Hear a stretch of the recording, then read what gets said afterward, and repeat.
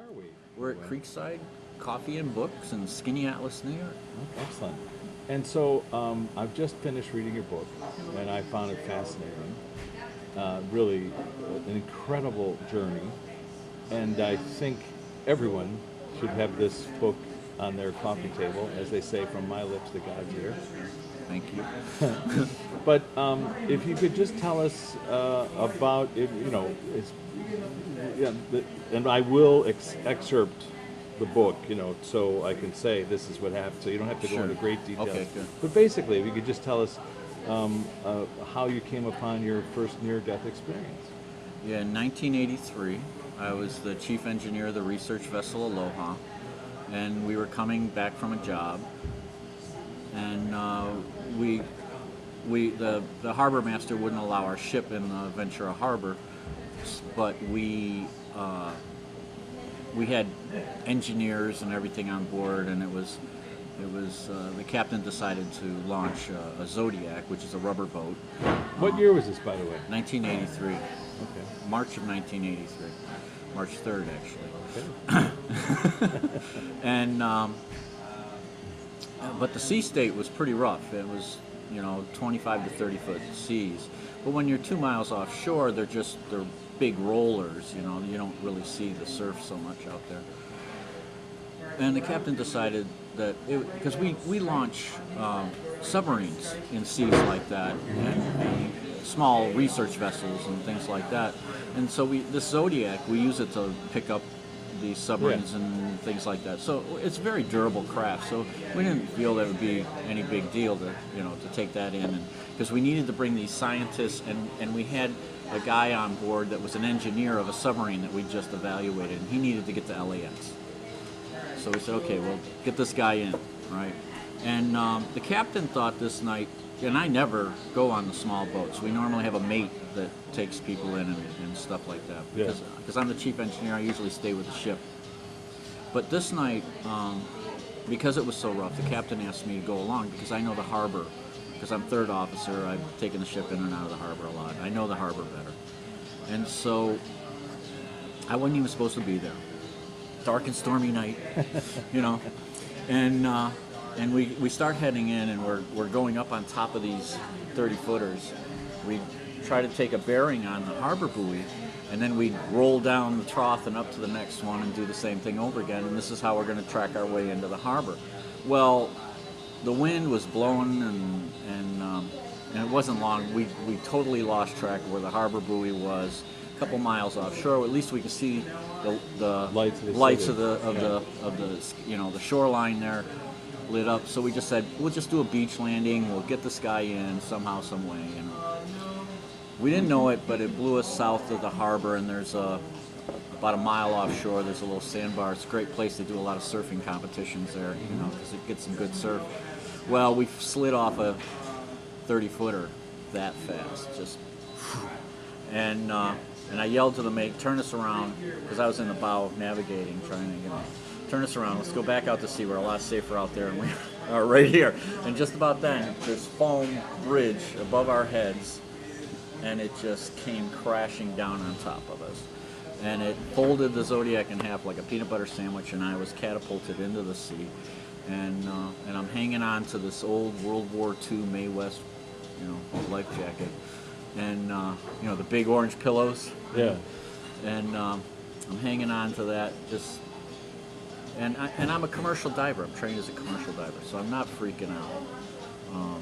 I'm used to being in the water. I've logged thousands of hours underwater. Right. And so I'm just holding my breath, and I have faith that this life vest is going to bring me up to the surface sometime soon. And it doesn't. And I go through this period before I breathe in the salt water where I'm thinking, well, I'm going to die because I have no idea what's up or what's down. I've totally lost my orientation because the sea's just tossing me like a rag doll. There's no control. You're just like in a tuck, just protecting yourself, and so you start thinking, well, my wife will be taken care of. Insurance is paid, and things like that. Like regrets. It was kind of weird, but then you reach a point where the oxygen deprivation creates a euphoria, and you believe you can breathe, and you just breathe in salt water, and it's not a pleasant experience, but it's a burning, and it happens very quickly, and then boom, you're gone. There's something in the brain that allows you to escape that severe agony. And I found myself in this darkness, absolute pitch darkness. And again, being trained as a diver, we go through oxygen deprivation training so that we understand the effects of it, so we don't freak out when those things happen, so that we can maintain, because when you freak out, usually you die. And, well, this time I died anyway, but even though I didn't freak out. But I was really curious because I just came from this extremely violent world of, 30-foot raging seas to this calm, total darkness. And so it didn't freak me out at all. In fact, I was curious, like, what is this? This isn't anything that I'd experienced in our training or anything like that. So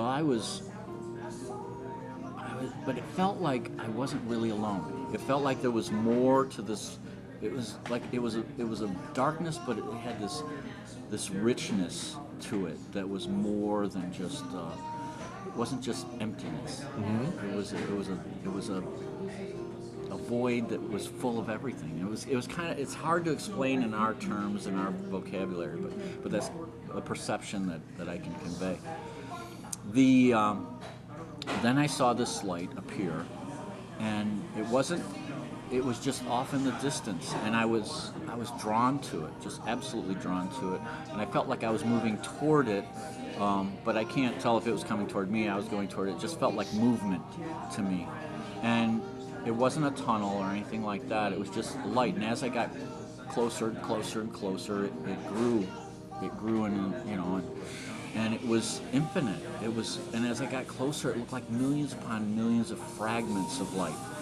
And like they were all moving and dancing and coalescing together and stuff like that, Is there anything in nature that would be a description? Actually, yeah. Have you ever seen a school of like sardines or anchovies, how they work together? And sometimes when they're near the surface, they'll move in unison to the light, and they'll refract the light in multiple colors and things like that, Well, that's kind of like what the fragments appeared to me. They were of a like mind, moving in unison and coming together and separating and coming together and doing. It was beautiful, and I was in awe. I was in absolute gaga awe of this of this light, and I was coming closer and closer, and then 3 fragments broke away, and they came, and three out of infinite, out of infinite, billions and trillions. Yeah. And they came toward me, and they conveyed this welcome home. And one thing I forgot to say was, as I was getting closer to this light, I just kept feeling these waves of love that felt like it was embracing me in this warm blanket.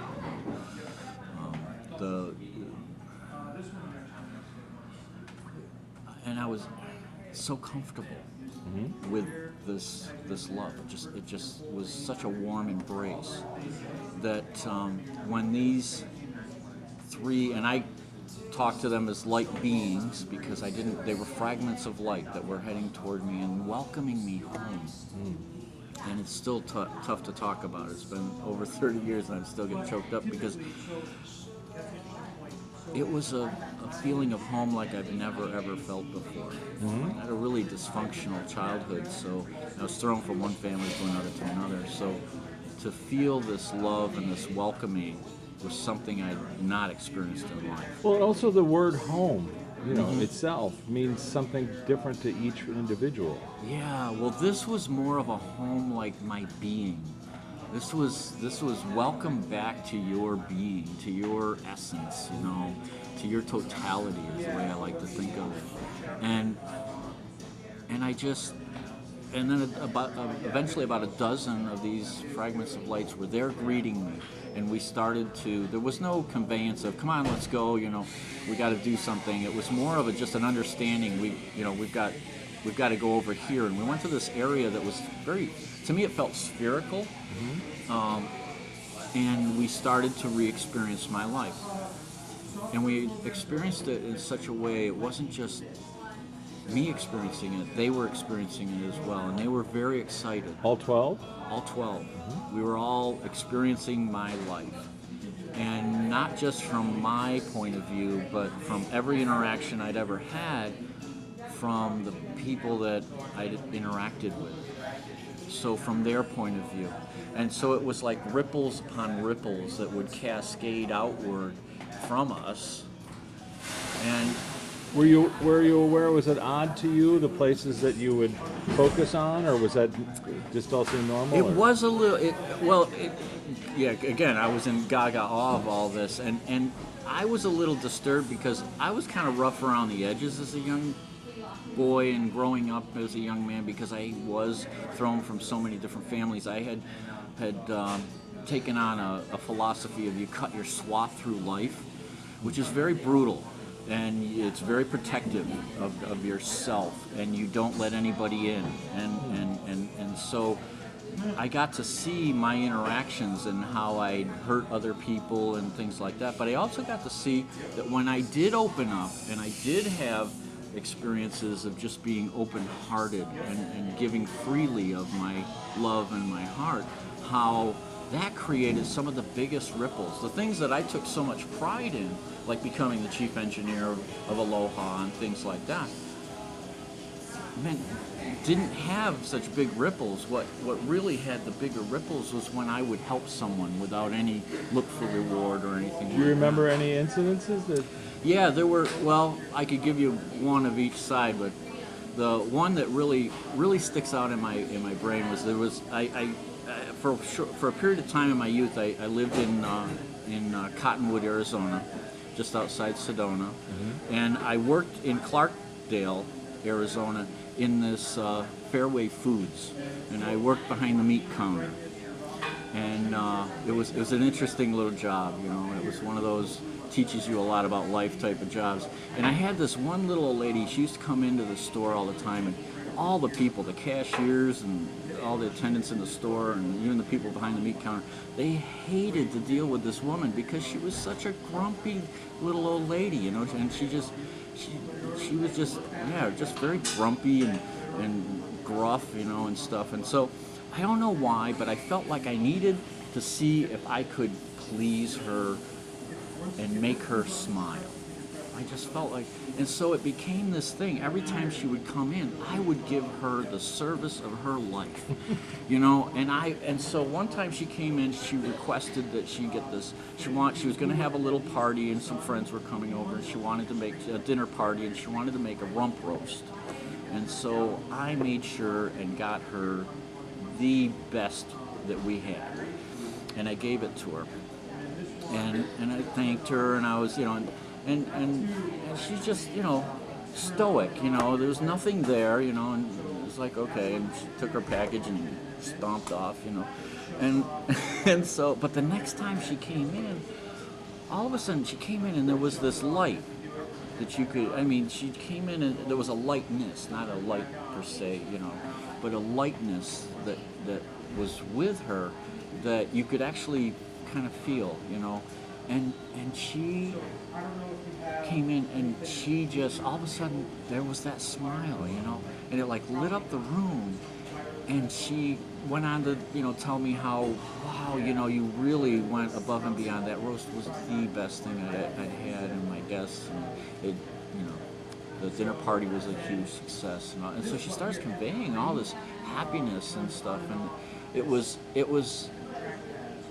I don't know. It was a point, I think, in my life. I think it was one of those pivotal moments that we all have in life, and I got to really experience it in this life review and see how that planted a seed in my being. That, you know, when we do things for each other, that we're expanding our connections. We're expanding that positive energy, that sort of thing, you know. And I didn't know that through most of my life because I had a lot of suffering and stuff. until I experienced this, where I did it myself, of my own free will, open-hearted, without any look for reward, anything like that. Yeah. I got to experience this woman's, joy. And on the flip side, And on the flip side, a few years later, you don't need to be specific. It's up to you. yeah, I was in a bar, and a guy came up to me and he propositioned me in a gay way, and I didn't quite understand that lifestyle, and I had a very bad reaction. 3 hours later, It was not. And it was instantaneous. Yeah. See, if you had just waited 3 hours, it would have been fine. Yeah, yeah. But it was kind of interesting in the life review. I got to see it though, not only from my perspective and his perspective, but from everyone who was observing the fight, the bartender, the other patrons. And this was a very conservative bar. It was a very cowboy kind of bar. And when I was yelling at him and screaming because of his proposition, and so they all knew what was going on by what I was saying. Before it broke mountains. Yeah, right? Brokeback Mountain, yeah. Yeah, way before. And so I could feel, in the life review, I could feel their rage feeding me. And I could experience, I could see. Feel that energy. Feel that energy feeding into me, which was heightening my rage even more. Interesting. So I would say that's pretty negative. Well, it's interesting just as an observation, because I did read that this morning, but it's interesting just as an observation, when you're talking about energy, because this is really what we're talking about. Right. There's a benefit to, not only was there a benefit to this fellow, because as you mentioned, it helped adjust his life in some unusual way. Yeah. It doesn't take away any of the pain and the negativity, but at the same time, you got to experience that. So, there's a benefit there if you're somebody who's trying to learn what energy is. Right. And, I mean- I was able to see it in the life review and then bring it back with me into life now, so that I have a better understanding of that. I still feel a little bit of pain because of that experience, because I'm human, and No, you're not. Can I just make it go away? Can I just observe it disappearing right now? Because it was just part of your spiritual unfoldment to examine energy, and you did a good job at it. So let's just give you credit for doing a good job of examining it. Yeah, I see you're pushing one of my buttons right now, because one of my lifetime goals is learning how to accept compliments and things. And Spirit's been working with me on it, All right. but I have a hard time with that.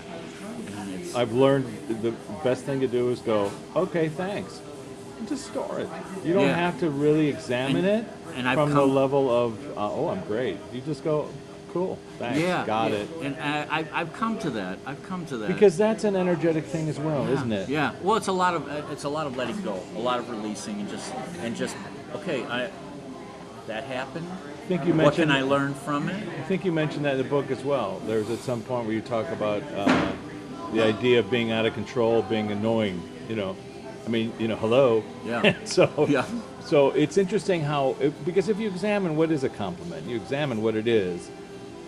A lot of times it's one person sort of acknowledging their own experience, because even though they're using words that are about you, they're really talking about themselves, aren't True, they? yeah. Because they're saying, this is how you influence me. It's that by the way. interactions again. Yeah, but It's all those also, interconnections. there's the old Hollywood joke is, okay, now that I'm done talking about me, how do you think about me?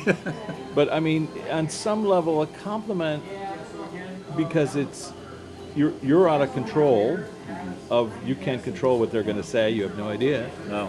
But there's also the element I would just like to observe where the person is really talking about themselves. So if you could see it from that angle, which is to say, I'm so glad you were able to come to that realization in your life that you could see that might be value to you. Really? Right? It's nothing to do with you. Yeah. Yeah. Anyway, Yeah. just my observation about that. And then I'm sort of skipping around. And so now tell me a little bit. So I know that this is, and as you mentioned in the book, this was a very powerful uh, example of going into spirit, and then it took you a number of years before you could tell any and share your story. Just talk a little bit about that. How Yeah. Well, I lived and worked in an environment. It was a very macho world, the world of Popeye.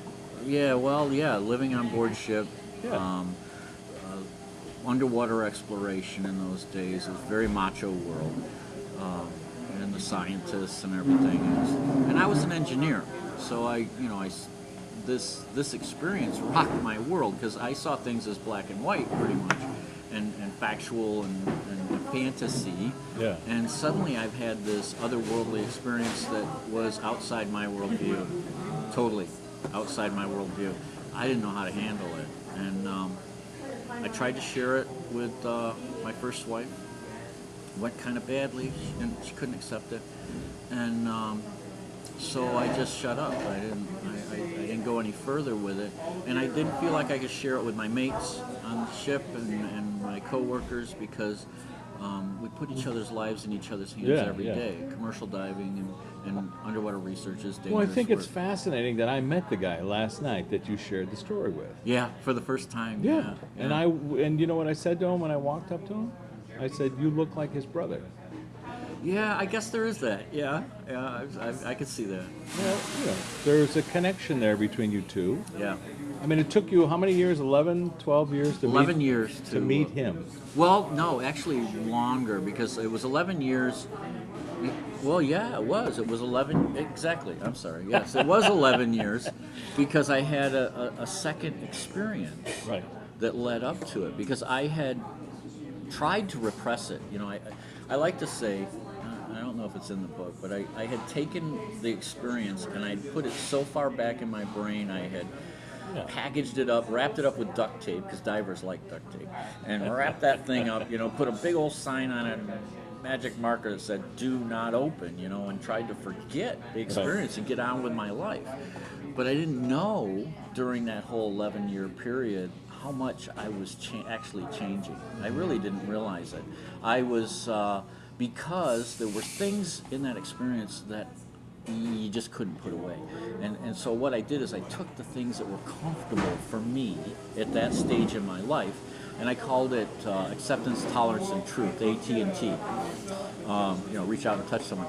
But anyway, and each one of those, I really went in depth in trying to comprehend acceptance, tolerance, and truth, because what I experienced in the light was total acceptance, tolerance, and truth. And so I tried to start living my life a little bit with that. I didn't really intentionally I just tried to understand that. And that was something that I could grasp at that stage. But the rest of it, the light, the soul family, the loving embraces, and talking to the light, because the light is what told me I had to come back, and to me I perceived that as God. And I saw that, so it was 11 years later that you had another experience, and I guess it was in Sedona. Good place to have it. Well, I grew up outside of there, okay. so Well, Spirit spoke to you and told you what? told me to return to the light. Said, What does that mean? yeah, exactly, right? So I was starting a little meditation, and when I lived in Arizona, some of the grandmothers had taught me how to find my sacred space. So to me, that was meditation. And so I was in that place trying to go to my sacred space when the light spoke to me, the same light that told me I had to come back here. And it told me to return to the light, and there was no stopping it. I started reliving my whole near-death experience from the darkness, that void, into the light, my soul family, life review, and even the one thing we didn't talk about was in that life review, I not only experienced my life, but I started experiencing my future. And it was kind of like future potential. I don't think I describe it very well in the book, but it was kind of like I was in this, the future, everything I had lived and the life review was crystal sharp and clear. The replications, the cascading parts of life was all crystal clear. Once I crossed that threshold of my life into my future life, it was like there was a core path that was very clear, but then outside of that core was a little hazy. And the further down I went, it kept getting a little hazier. So it was like, and I perceived this is my perception of what I experienced, was that this core path was like all our potentials. And that if we follow our purpose, because I was told, I have this purpose, then, that is pretty clear. That's pretty clearly laid out for us.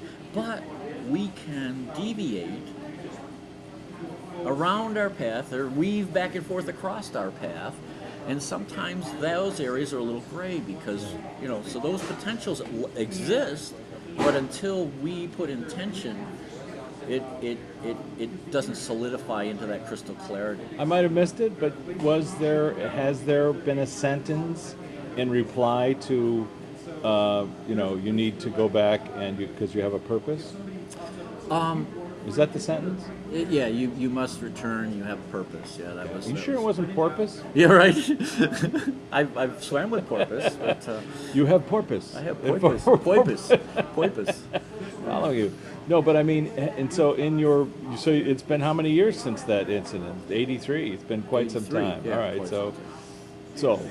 is there? And then the second experience, I got to see those 11 years of that life review now in crystal clarity. I see. Wow. And it showed me how much I had changed, even though I didn't know I was changing. It's interesting. And that was excuse me, just a second here. Present life review. Yeah. So, so you were able to see those 11 years and see all the changes that had occurred. Yeah. But has there so far since then come to an answer to that sentence? Of the purpose? Yeah, what is the purpose? Yeah, because for years I was like, purpose. What is this purpose? It was so clear when I was there, and now I'm here and I can't quite grasp it, and I fought with it for quite a while. But it's kind of interesting. After the second experience, I started hearing spirit more clearly. It wasn't just intuitive knowings and things like that, and so I felt guidance, a much clearer sense of guidance from spirit in my life, and I started following it. I didn't fight it anymore, and as I started following spirit, I started seeing the purpose unfold. Because I really truly believe that we're not meant to know our total purposes. And I say purposes, plural, because I don't think we just have one grand purpose. I think we have everyday purposes. Stuff's happening around us every day that we're a part of. And we don't recognize most of it. And so I think a lot of it unfolds. And if we were to know it, it would take the mystery of life, because this whole experience of being separate and the separateness of life is a great opportunity for our totality that exists in the light to play a little bit, and to stretch and to go in directions that we normally probably wouldn't. Well, they asked Viktor Frankl, the author of The Meaning of Life. I think he wrote it was a Holocaust survivor, and he became a psychologist. But I can't think of the title of his book. But basically, at some point, he asked his students to write down what they thought the meaning of life was, and one of them had answered it for him correctly, which is the meaning of his life was to show others the meaning of their lives. So that was his purpose. Yeah. Despite going through quite a bit of stress. Now, tell me a little bit how you were, and if how did it come to be that you were able to do a life between life session, and what was the experience like, and what could you examine? What did you examine? Well, a dear friend of mine was being trained by the Michael Newton. I Academy, I think, or Institute, yeah. Institute, yeah. And she was looking for subjects, you know, and she knew of me and my near-death experience, and we worked closely together with Upstate New York Ions and everything. So she was excited. She asked me if I would like to do a Life Between Life, and I was very curious about it because I'd read A Journey of Souls, and to me it felt like one of the closest books that I'd read up to that point of soul groups reminded me of my soul family. It's so paralleled what these people in regression were experiencing. So, and I was very curious because one of the things, my soul family, I didn't get their names.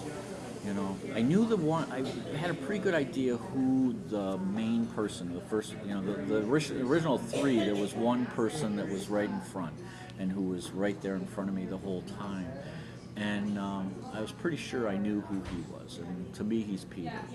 And but the others, I wasn't quite as clear. So I really felt that the regression would be a great way to re-examine that. The thing I wasn't prepared for was going into my past life. That I wasn't prepared for.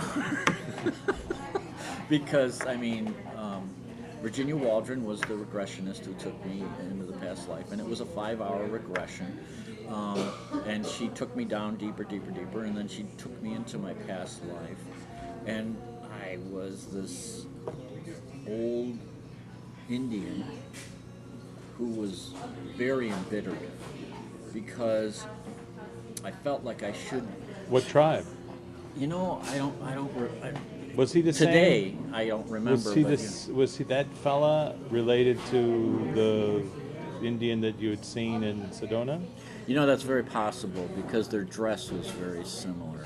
Their dress was very So similar. is it possible that your higher self could be that old Indian? It could be. It could very So well Grandfather be. Mountain could be who you are, Yeah. just Yeah. as an observation. Yeah. All right. So So- tell me, what was the experience? What do you remember about that lifetime? Well, I had gotten injured and I was lame, and that was the biggest insult to my life, and I carried that with me, and I carried that. But not in this lifetime. Not in this lifetime, but in that lifetime, I was very embittered with that the injustice of being lamed, and that in battle I should have either survived or died. I see. So it was a battle wound. Yeah, it was a battle. Do you know? It was a against him? raid. It was a raid. We were trying to steal some horses or something like that. Do you have a rough idea of what year or time it would be? See, I don't. She didn't ask me those questions, so I didn't- always make the Yeah, hypnotherapist. yeah, I you hand know. him a note and say, ask him the name of the street he grew up on. It's just helpful. It's just helpful because Yeah. then you can really examine it. You can check out Yeah, a trip. yeah. But when I'm going to ask you now, right? Because now we still have access to this memory. So let me ask you now, without trying to judge it. Yeah. What's the first tribe that comes to your mind when I say what tribe were you with? Chickasaw. Okay, fine, very good, Chickasaw. And what year was this? What's the first number that comes to your mind without judging it or figuring out what it is? It's like 1768. Very good, 1768, Chickasaw or something along Yeah, Chickasaw. Is there a tribe, Chickasaw? I'll Yes, find out. Yeah, I guess. And roughly where about in the United States was that tribe located without judging the answer? I'm just seeing central United States. Pick a state. Doesn't matter. Yeah, I'm not seeing it. Without thinking about it, Yeah, without just thinking. pick a state. Pick the first letter of the state. Whatever comes to mind. Is it somewhere in the Maybe Ohio, Iowa. Ohio, Iowa? Okay, very good. That's fine. That's fine. There's no problem there. It could Yeah. be Yeah. Chickasaw. Sounds like with a Q and a T and an A. Well, you can look it up. Yeah. It's one of those things you can check out. So, 17 something. Did you say Yeah, 17? yeah. 80s, 80s. So in that time period, raiding, was was mostly your Westerners, right? You're still fighting along with other tribes. Yeah, other tribes. Yeah. So, any familiarity what that other tribe might have been? Does any name come to mind? The fucking Huron? I have a thing for Huron. Yeah, I can hear I'm that. just kidding. No. No, because, whatever, it doesn't matter. Anyway, but so, being able to examine that. So here you are in that past life review. This is a guy who's been lamed, didn't go to the Great White Spirit, Great Spirit, yeah, Yeah, I was and wanting to go to my ancestors. And cranky about it. I was quite cranky about it. And there was a daughter, or granddaughter, who was really there, who was supporting me. And I didn't appreciate her at all. Because I was so in my own, self-centeredness, and she was the only one who was still there. Everybody else in the tribe had kind of divorced me because I was so Cranky. yeah, cranky, and not being a part of the tribe, and so. She was there to support me, and I didn't appreciate her until the day I died. Did you go back to a happier time in that lifetime? Not really? No. Okay. No, she didn't take me there. That's always a possibility, to Yeah, go back to yeah. when you were growing up and your parents and, blah, blah, blah. That would be fun to Yeah, explore. you can. It's something you can do in the future. And then, so at the end of that life, the last day of the life, did you recall how you passed? Yeah, I passed on this bed of just in my cabin, kind of like. Oh, indoors. Indoors, yeah. Okay. And just on a crate, kind of like. I passed, and Yeah. it was, and she was there with me.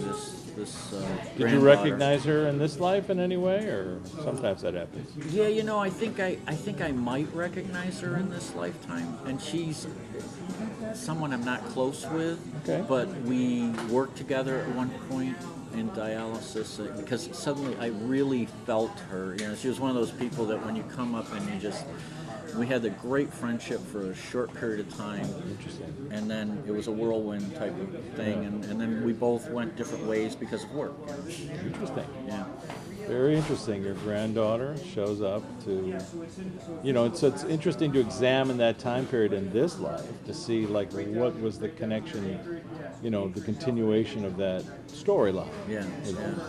And so then, did you get a chance to go around and meet anybody, see anything? What happened? When I died, No, yeah, after that. the between life. Yeah. Yeah. I did. I got to see my soul family. Oh, same. Same group. Tell me And- how it visually looked when you had the experience. Well, in the between life, it was kind of interesting because the near-death experience is so rich, so vast, it's so hyper-real.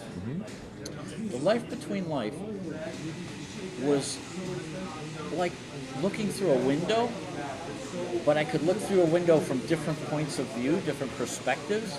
So I was able to look at my soul family from these different perspectives so that I could see my soul family in a way that was, I don't know, I think because I was in such awe of the richness, the vastness of the near-death experience, that my soul family, I saw their eyes in the near-death experience. I could see their eyes. But in the between lives, the LBL, I was able to perceive them more as a being, more and Males, females. yeah, and how they wanted to present themselves, And Did you recognize anybody? Yes, and that was the freaky thing was I recognized during my near-death experience he was alive. He was my guardian. His name was Gleason Veers, and he was a part of my soul group.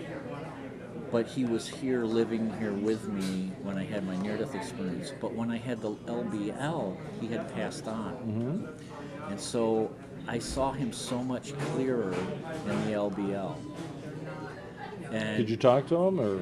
not so much, not so much. But I was kind of talking with the entire group and talking, you know. I know how it goes, yeah. Plus, you're observing. Yeah. You're talking out loud and explaining it to Kiki, and you know. And I was able to get names. Oh, I was able to get names, and some of these names were really weird. well, You know, they're weird Well, that names. idea of their They were, but they rang so true to my heart that I perceived them that this is the name that they carry with them.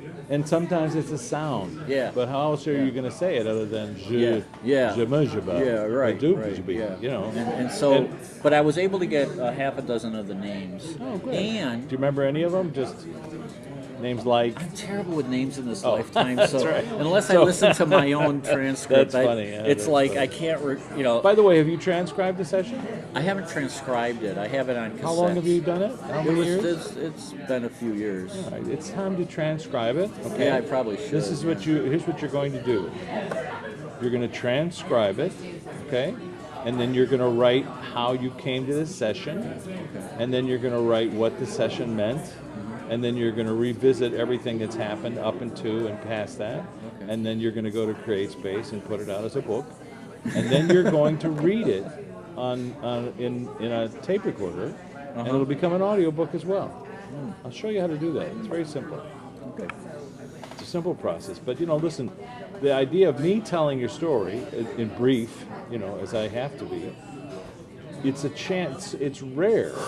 And this is what I was trying to say to Bruce Grayson. You can examine a near-death experience with someone who's had one. You didn't have to go through the death experience. It was much less salty Yeah. this yeah, time around. Yeah.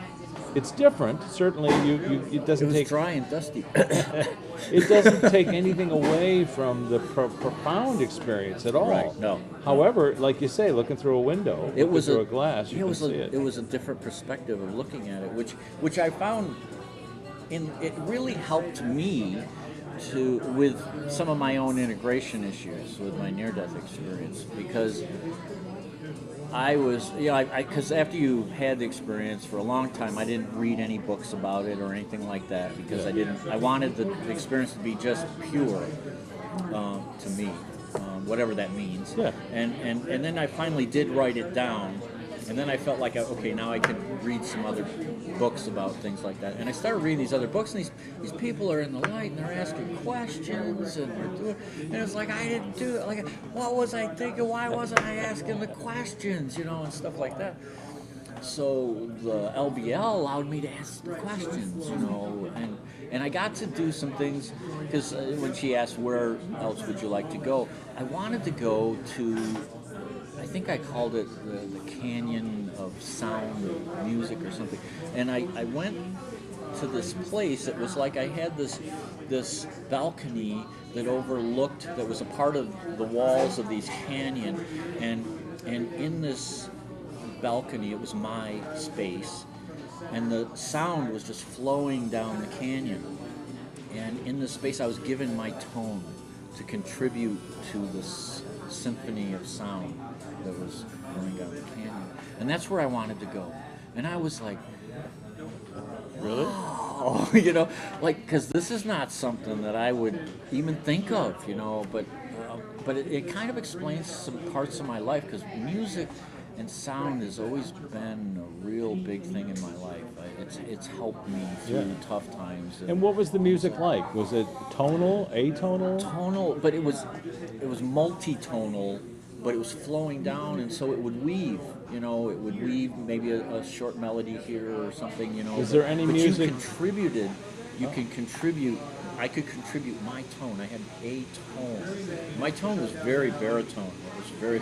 Can you it was sing it? resonant, you know, this resonant baritone. What does it sound like?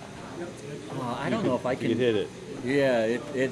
You know, the funny thing is you hear it now and then, but it was very, you know, just very deep, Okay. resonant. Like tone. those Kyoto monks. Yeah, kind of. Yeah. In fact, I actually have a couple of tapes of that, because I find that very soothing. You know, those I deep, know. I have a resonant tape tones. to send you, which I made. Oh, you made it. Yeah, Tibetan, the Nechung monks. doing prayers. You'll love it. It's great. Yeah, I'm yeah. sorry I didn't bring one. I usually do. But so it was that was a tone that I could contribute to this canyon of sound. And so, but just in terms of tonality, was there like a beginning, end, or middle to the music, or was it No, just it you were was stepping constantly in? flowing. It was constantly flowing in one direction, though. It wasn't like going back and forth. It was constantly flowing in one direction. You down mean this you mean canyon. it was going from like like right a river? to left, Yeah, like a river. or left to right, Right to left. right to left? And did you see anyone else around?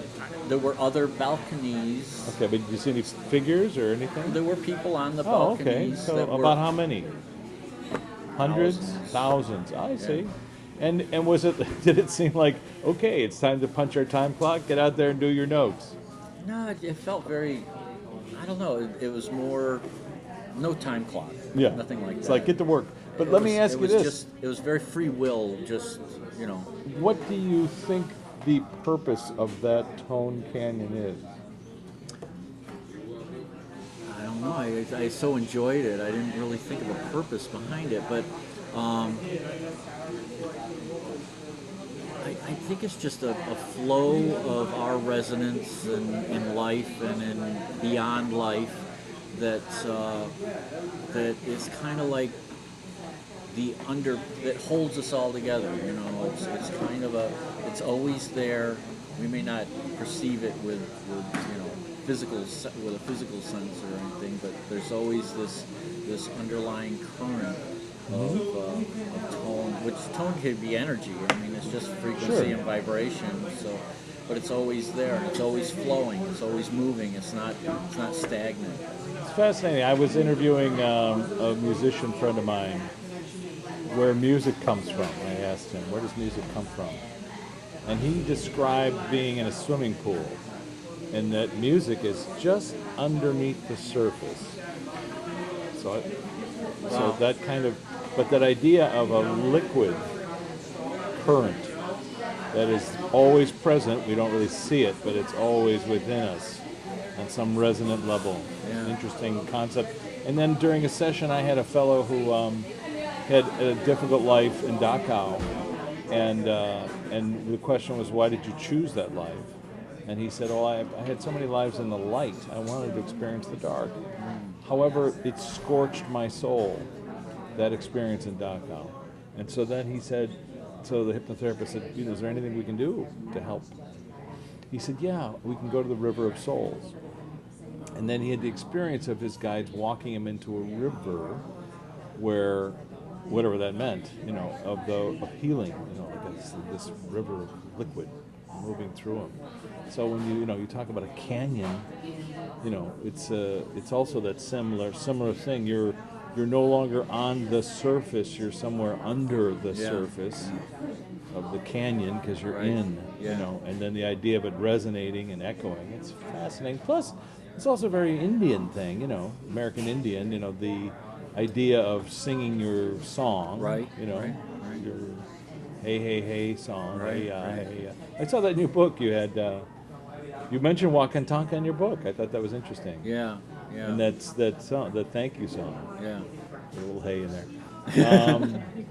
So yeah, fascinating stuff. And then, and so anywhere else did you go in your session? Let me ask you. This is because it was her early on, but she might not have gotten this question, but maybe you can answer it. So why did you choose this life? And why did you choose that life, the Indian life? And what do the two have in common?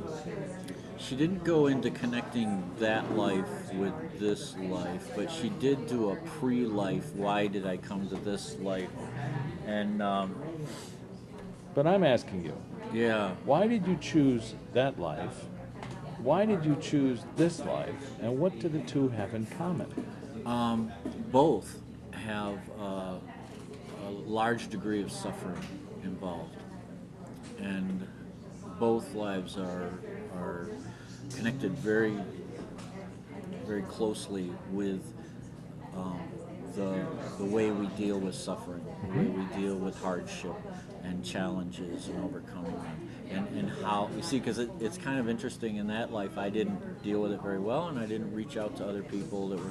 Whereas in this life, I have been spending quite a considerable amount of time.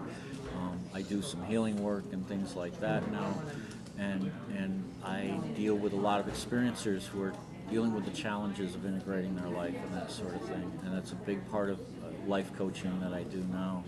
So it how I deal with the adversity in my life and how I've been able to channel that into more of a centered, heart-centered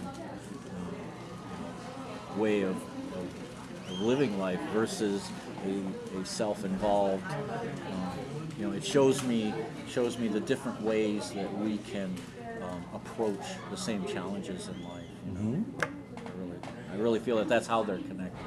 Well, that's great. So the question why, and the answer is to teach, to learn, to heal others, Yeah. to experience it, and To then experience it. then master it. Yeah, well, I mean, someday we'll get there. Well, it sounds like you've mastered it. I mean, look, I was going to also ask you a little bit about. I know, I read your account of your battle with cancer and how the amazing, journey that you went on, and the combination of using meditative practices that were quite healing and quite very related to Tonglen. I don't know if we talked about that yesterday, but Tonglen is a Tibetan meditation in your cancer meditation. Mm-hmm. It's almost identical to the Tibetan meditation of Tonglen, give and take, where you imagine your loved one sitting across from you, and then you imagine their illness as a color or smoke color, Yeah. and you pull that color out of them and into you, and then you dissolve it into the white healing light of the universe, and then you breathe it back into them. It's all you had it I had go into bubbles. the four winds. Yeah, I had well, the you bubbles, talked about yeah, going through the yeah. crown of your four winds, but in the Tonglen, you actually push it back into them to heal them. Oh, that's neat. And what's unusual about that is the University of Wisconsin, a guy named Richard David says, so to me, there's nothing more Christian in tone than love your neighbor as yourself, or heal your neighbor because your neighbor is yourself. Yeah. Well, and for me, it's the interconnectedness that we all experience. Yeah. And how we can help and help each other. And a lesson I learned later in life was a lot of time, because even with the cancer, and I did a lot of self-healing in the cancer, and I felt I got to a certain point where this was as good as it's going to get. I'm as healed as I'm going to get. I have some disabilities now that I'm going to have to live with the rest of my life. Yeah. And there was some side effects from all the cancer and the drugs. Plus, and you had everything. seen it in your life review Yeah. as a future event. Yeah. What was that like? Well, it's kind of funny. It's one of those things. It's one of those scary things that sometimes you see in life that you like. Well, I hope that doesn't happen because I don't want to look at that, type of thing. So I mean, I was living life like that, and so when the cancer was presenting itself, I didn't know it, but I was having a lot of back twinges and pains, and I had this numbness going down this arm that I thought it was carpal tunnel, because in those days we were just starting, we were doing a lot more keyboarding at work and things like that we just never did before. So I felt it was maybe some carpal tunnel, and I got some twinges in my back. I'd go to my network chiropractor, have him do a little adjustment, stuff like that. I didn't know that I had cancer, lung cancer, that had metastasized into my spine, was eating my spine up. I didn't Where do know you that. think that lung cancer came from? I think, well, one, it was part of my purpose. It was part of my purpose. But I mean, were you a smoker? I mean, on a Oh, genetic well, level. in the Navy, when I was in the Navy, I was an engineer in the Navy, and we used to tear apart the asbestos wraps around the steam pipes, with claw hammers, because asbestos was our friend in those days. Yes. And we didn't know any better. Right. And they tested me just before I got out, and they had showed that I had possibility of asbestosis. So I'm sorry. yeah. So and then I was a smoker too. I was a pack a day, Oh, geez. 20 plus Okay, years okay. smoker on top of asbestos exposure. So Yeah. I had double barrels pointed at me, and being a macho diver type guy was like invincibility was, Yeah, right. was my cloak, you know. And so it was one of the, like I said, I didn't want to look at what I'd seen in the near-death Yeah. experience. So when it presented itself, I was thinking, oh, I've got twinges here. I've abused this body as a commercial diver for so many years that no wonder I have twinges, and so I was making excuses. And then finally my spine collapsed, and there was no ignoring it anymore, and I'm in the hospital, and everybody, and the cancer was found. Yeah, yeah. And also, though, it seems like that knowledge that you were going to recover from it was so key. I mean, the idea that you saw yourself living in the future, so beyond it. Well, I had one of those, I call it deja vu on steroids type of moments where I experienced part of that future life review in the hospital when the doctor came in and was telling me, you've got cancer. Only he didn't use the C word, you know. Right. You have tumors that have Yeah, yeah. done this and this and this, you know. And so they were explaining to me, when he was doing it, it was like I knew before he walked in the door, this, because I'd never met this. He was an intern at the hospital that I never knew. He came in and I recognized him immediately. I recognized the surroundings, everything around me, and I knew exactly what he was going to say. And I sat there. I let him squirm a little bit because I was a assistant director there at the hospital. So I mean, I was well known and stuff. And here's this new intern about to give me the death sentence, right? And he's hemming and hawing, and I'm sitting there thinking, I remember this moment from my life review, and I know exactly what he's going to say, and I know I'm going to regret it in my next life review, but I'm going to let him squirm a little bit. Because it really didn't bother me that he was going to say that, because I saw that I was going to have cancer, but like you said, I also saw I was going to live beyond it. So there was a certainty that this was just a part of that purpose, and this was something that I had to experience. I had to go through the cancer so that I could experience the suffering, so I could experience the pain, so that I could experience all of that. And so I went into and they told me they weren't going to treat it, all that stuff, and I said, no, we are going to treat it because I'm going to survive this. And they all immediately thought, you know, Elizabeth Kubler-Ross and you know, they all thought I was in denial, the first stage of grief, right? But I'd already gone right to acceptance, you know, and because I accepted that, yeah, this is just a stage, something that I have to go through. This is one of my challenges, one of my purposes in life, and that if I follow my guidance, I'm going to survive this without a doubt. So I was very certain right from day one. Everybody else in my life was certain I was dying. Right. But I was certain I was living, and that this was an opportunity to live life and experience life and to squeeze all the juice out of life. You know? And it sounds kind of twisted because, I mean, you're talking about going down a path of darkness. Well, let's put it that way. In terms of human behavior, it's unusual. So twisted, you know, I wouldn't go that far, but definitely it's it's a mindset. different way to perceive it. But at the same time, just that alone, you could write a book about that, which is, you know, just really about perceiving. I have a friend who's a doctor who's very popular right now. He's got a best-selling book out, but his thing is, he says, basically, you know, that cancer, like anything else, is part of your body, and if you hate something in your body, that's not a logical way to treat your body. Because with children being born, actually growing, a foreign object growing in a woman is no different than cancer. However, we treat the baby as if it's all love and lovely and isn't this fabulous. Whereas we treat cancer like we have to kill it and beat the shit out of it. Yeah, you know, and So it's a Spirit perspective. shared that with me, that don't view this as a battle, that you're not fighting cancer. Instead, perceive it as you're just overcoming a challenge in your life. And I had friends who, when they heard I was, you know, terminal with cancer and that I wasn't going to give up and that I was going to survive this, they sent me a set of real boxing gloves, you know. And I was like, thank you very much. You know, I really appreciate the sentiment.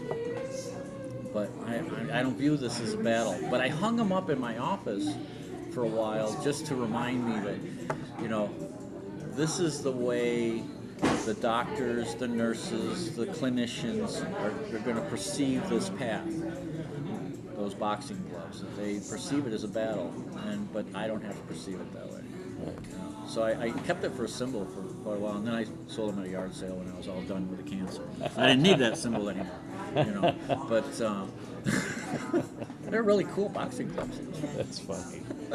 Well, you know, but that's a very unusual perspective, you know, because it's contrary to the modern medicine Exactly. on many levels. At the same time, I would venture to say that, you know, chemotherapy and all that stuff, as primitive as it is, it still did the work it was supposed to do in helping you to get to where you were going to be. I mean, that you could make that argument, you know, because otherwise, And a lot of people, because I have a lot of friends who are very much into holistic medicine and stuff like that, and everybody was telling me what I needed to do, and so I used spirit as a guidance to determine what was going to work for me, because we're all different, and what works for you is not necessarily going to work for me, and so because spirit made it very clear to me that part of my path was to go through traditional therapy and to balance it out with some holistic approaches. And for me, that was my path. And I know people that have been able to overcome the same type of challenges holistically, and some that have been able to do it just traditional, you know, Western medicine. But because of my path of post-cancer, I can talk to cancer patients because I've gone through it, and that's a gift in a lot of ways to be able to talk to cancer patients and cancer families. Sometimes you have to walk down that road before they can see you and hear you. Yeah. You know, so Well, that idea that we've heard, you know, in spirit, which is you have to experience pain in order to be able to understand pain, as you said. And so here you are, a triple threat. You're one of the few people on the planet who's had, in fact, I don't think there's probably any other ones, but you're one of the few people on the planet who's had not only an experience, a near-death experience that was profound and deep and deeply profound, more than once, but also you had a life between life session where you got to re-examine that, and then finally you're somebody who's examined, you know, gone into the mouth of the beast, as they say, and been able to conquer that as well. Conquering not being the right word, but adjust to it. yeah. That's pretty unusual. Yeah, and I'm still that warrior who was lamed, but I don't carry the same, you know, it's kind of interesting, you know, because I don't see my battles as battles, and I don't perceive, you know, but I'm still that lamed person who, you know, No longer. Because lame, there's no such thing. No, and that's part of my daily. When I wake up in the morning, I do my gratitudes, and I'm thankful for the opportunity to live life, all of it. You might say the good, bad, the ugly. You know, I'm grateful for all of it because I see because that's who I am, and that's my life experience. You know, and so if I hadn't gone through that, I would be probably a slightly different person. You know, and I really believe we have to embrace what we perceive as good and bad. I don't perceive things as good and bad anymore. I've kind of like wiped that out of my consciousness. I just perceive things as this is just the way they are, and we move forward with it. I just accept, and that's part of that acceptance, tolerance, and truth that I was the original seeds from that near-death experience. I can very easily accept that this is just where we are right now. Yeah. It doesn't mean we have to stay here, but and I can be tolerant, whereas I wasn't before my near-death experience. I wasn't tolerant of other people, but I can be tolerant of people and their paths. They may not be in concordance with what way I feel, but that's their life, their path, and I can be tolerant. But that's their way of living life. Okay, and just, I know we got to go. Yeah. But just, I just don't want to miss anything in your LBL. Okay, the LBL. Was there anything else in there? Those were, I think we really touched on the highlights of the LBL, as far as what I can remember without re-listening. So to in the your transcript. soul group, you were able to see pretty much everybody. Yeah. Meet them all. Meet them all. Anybody give you any advice or any conversational stuff like I'll see you later, It's just kind of like, you're hurry back. you're on the path. It was a lot of confirmation that you're doing what you're supposed to be doing, and stay connected. And they also confirmed for me that the spirit communication that I perceive, it's them. Okay, because they're a part of me, I'm a part of them, and that my higher consciousness is there communicating with them, because a lot of times spirit comes to me, it presents itself in different voices, and some have different strengths than other, and so it comes to me. My perception of spirit is my soul family communicating with me. Interesting. And were you able to identify who was the one who said go into the light, or No, that was the light. speaking? That was the light. Those infinite fragments of light, that was God. Okay. So God is. What would you define God as? Infinite fragments of light. Oneness. It is the oneness of everything. It's this table, this fine cup of coffee I'm enjoying. It's you and I. And I know that ruffles a lot of people's feathers, but to me, God is in everything. It's a part of everything. It is everything. And the main element for us to recognize God in everything is the love. Is that waves of love that's there to embrace us, because the one thing we don't perceive in life is how loved we are. We don't know how loved we are. We can't perceive that on a day-to-day basis, but all we have to do is open up our heart, and we can feel that love is there. It's there for us always.